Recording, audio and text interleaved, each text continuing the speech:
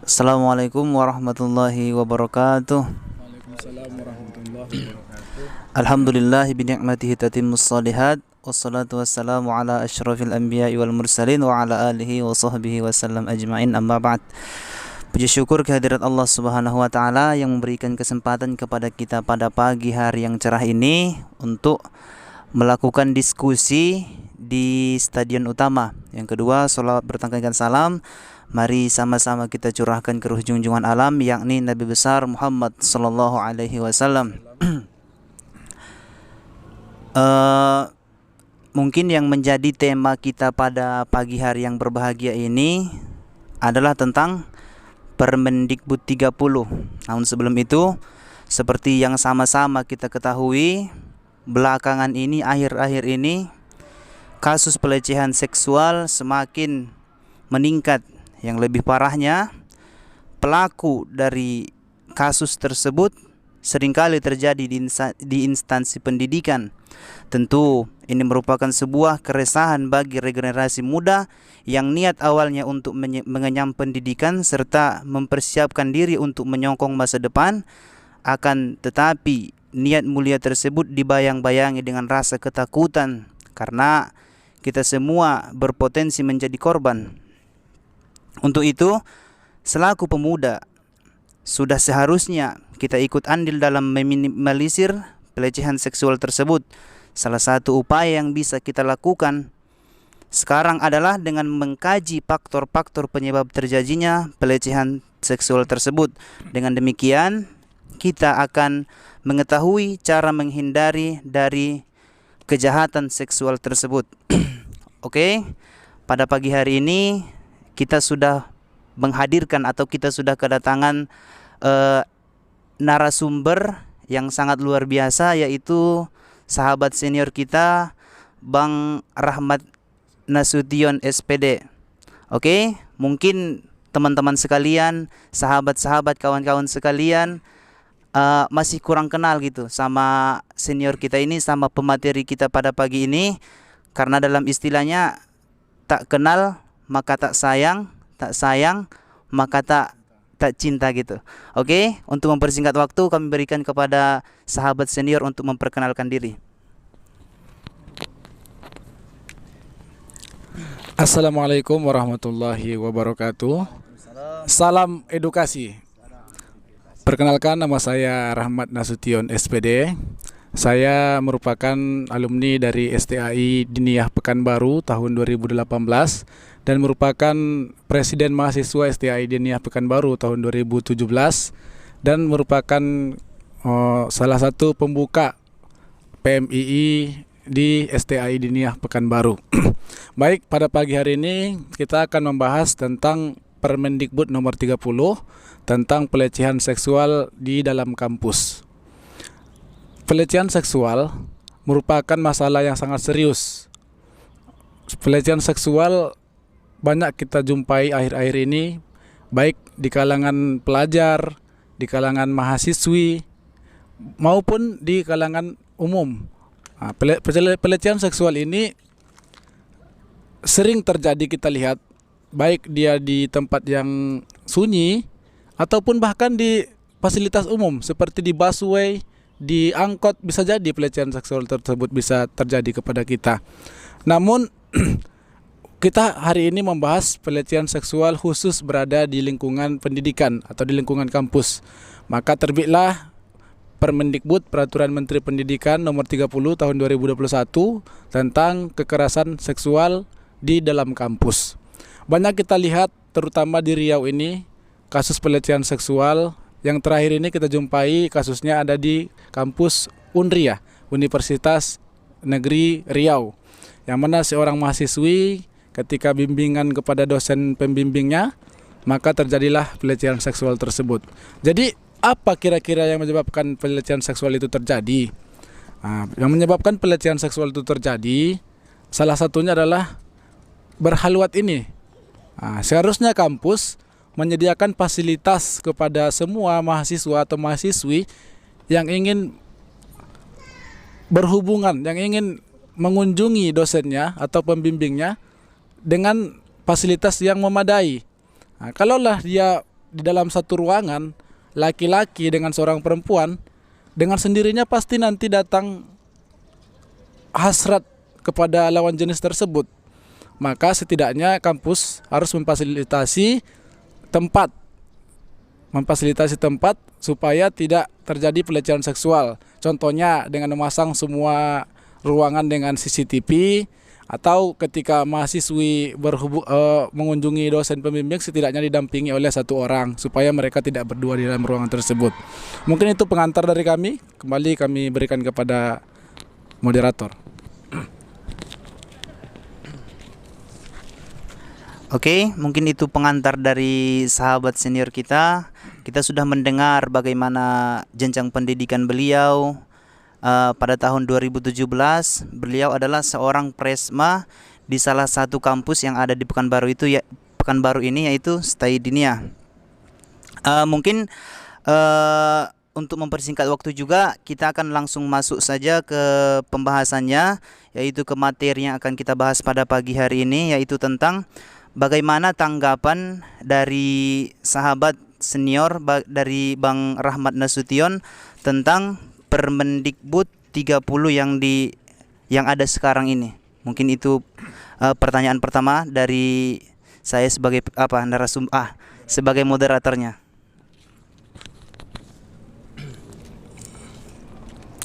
Menurut tanggapan kami, Permendikbud nomor 30 tahun 2021 ini sangat mengandung kontroversial. Kenapa?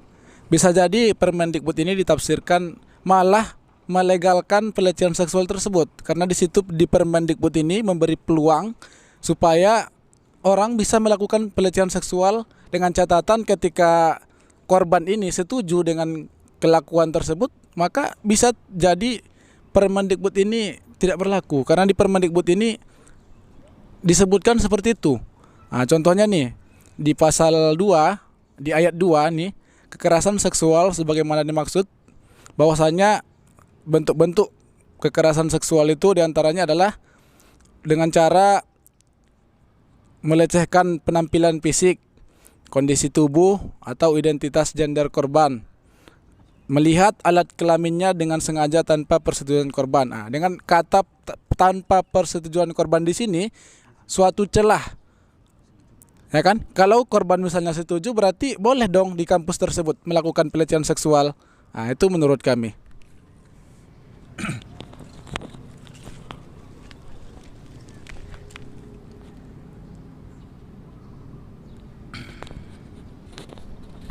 Oke, tentang Permendikbud kita sudah sama-sama mendengarkan bahwasanya dari pemateri kita ini mengatakan bahwasanya Permendikbud itu sangat kontroversial gitu. Seperti yang disebutkan tadi di pasal 2 begini dan begitu kan. Kemudian bagaimana kira-kira meminimalisir agar tidak terjadi pelecehan seksual tersebut, terutama di lingkungan kampus. Mungkin yang abang sebutkan tadi difasilitasi gitu kan, tentang tempatnya, kemudian seperti dipasang CCTV dan apa yang lain gitu. Nah, sekarang yang sering terjadi itu adalah dosen gitu Bang. Dosennya yang melakukan itu. Bagaimana kira-kira agar kejahatan tersebut semakin berkurang gitu Bang, tidak terjadi lagi. Mungkin banyak yang terjadi tapi tidak terekspos gitu, tidak nampak di publik tapi ditutup-tutupi gitu. Bagaimana kira-kira solusinya agar itu semakin berkurang gitu Bang?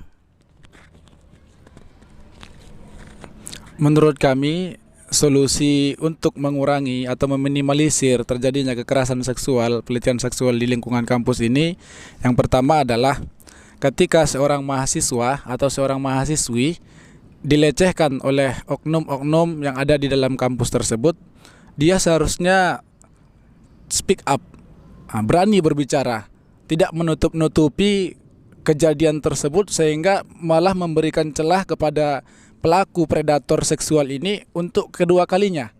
Nah, ketika seorang korban berani berbicara mengungkapkan kasus tersebut ke muka umum, ke publik, maka dengan sendirinya nanti predator ini akan ketahuan bahwasanya dia adalah predator seksual, sehingga dia akan diberikan sanksi hukuman yang tegas oleh pihak kampus.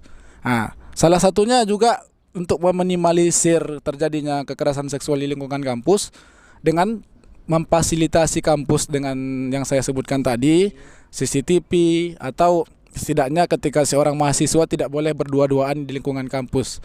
Saya sangat tertarik dengan ini karena ada salah satu kampus di Padang Sidimpuan, IAIN Padang Sidimpuan, itu selama ini kami teliti, kami lihat bahwasanya peraturan kampusnya sangat memang Islami.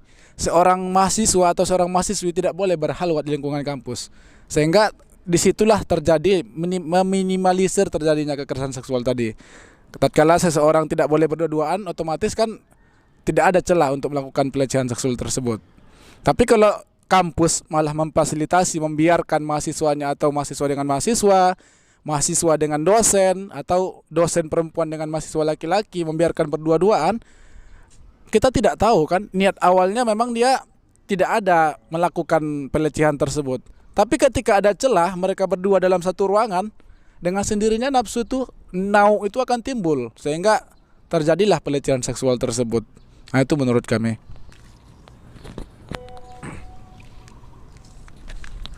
Oke, kita sudah sama-sama mendengarkan cara meminimalisir agar tidak terjadi kasus tersebut.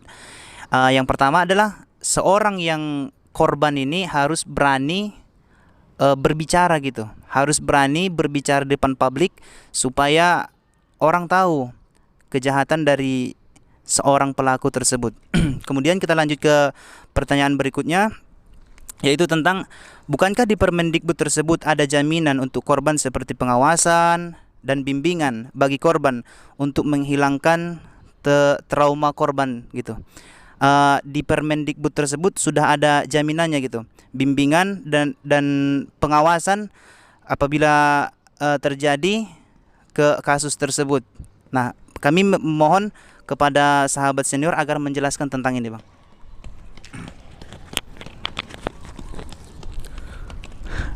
Memang di Permendikbud tersebut ada dibuat bimbingan bagi orang yang korban pelecehan seksual tersebut.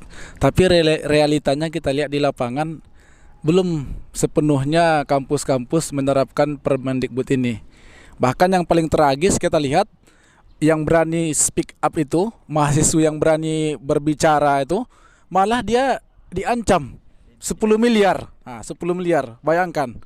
Nah, diancam 10 miliar. Makanya disinilah peranan Sivitas Akademika supaya memang betul-betul menerapkan Permendikbud nomor 30 ini, peraturan Menteri Pendidikan tentang pelecehan seksual ini. Bila perlu, sanksi tegas pelaku pelecehan seksual dalam kampus. Kalaulah dia memang bagian oknum dari Sivitas Akademika, pecat dia, non-jobkan dia dari jabatannya. Dengan cara seperti itu orang akan memberikan efek jera.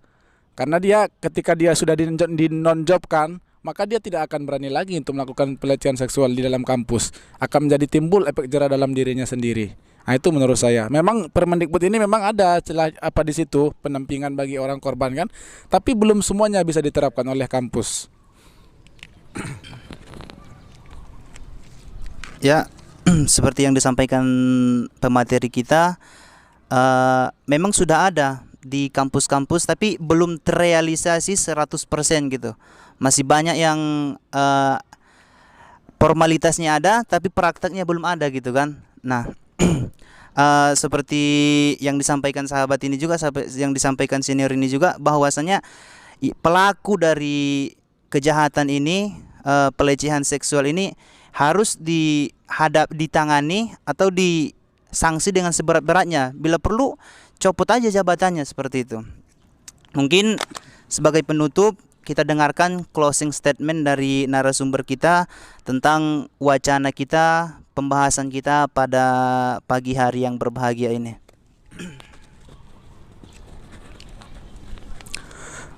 Baik, untuk closing statement dari kami selaku narasumber, memang pelecehan seksual ini merupakan extraordinary crime atau kriminal yang sangat serius. Maka kita sebagai seorang pemuda, kita sebagai seorang mahasiswa, mestinya kita berani untuk menegakkan yang mana yang benar dan mana yang salah. Ketika terjadi pelecehan seksual di lingkungan sekitar kita, kita seharusnya mendukung korban tersebut. Kita dukung dia, kita fasilitasi dia supaya pelecehan seksual ini dapat diminimalisir terjadi di lingkungan kita, terutama di lingkungan kampus. Kita sangat malu tatkala lingkungan kampus itu dikenal dengan dunia akademik, orang yang berilmu, orang yang berpendidikannya tinggi. Tapi ketika pendidikan tinggi malah ada terjadi kasus pelecehan seksual di kampus tersebut, sangat memalukan. Di mana moral kita selaku bangsa Indonesia nih? Nah, selama kita di Indonesia ini kan ada namanya pendidikan moral. Jadi moral kita di mana? Pendidikan sudah tinggi tapi tidak mencerminkan juga bagaimana perilaku seseorang. Itu closing statement dari kami. Dan mari sama-sama kita tutup dengan alhamdulillahirabbil alamin. Kembali kami berikan kepada moderator. Terima kasih banyak kami ucapkan kepada sahabat senior kita yaitu Bang Rahmat Nasution SPD. Tentang pembahasan kita pagi hari ini adalah pembahasan yang sangat-sangat luar biasa. Coba kasih tepuk tangan dulu untuk pemateri kita ini. Mungkin pembahasan kita pagi hari ini cukup sampai di sini. Dan pembahasan ini akan kita lanjutkan di hari-hari berikutnya. Itu merupakan target kami dan harapan kami juga. Apabila ada kata yang salah, kata yang hilap, kata yang tidak sesuai pada tempatnya, kami duluan minta maaf. Wallahul muwaffiq ila aqwamit thoriq. Assalamualaikum warahmatullahi wabarakatuh.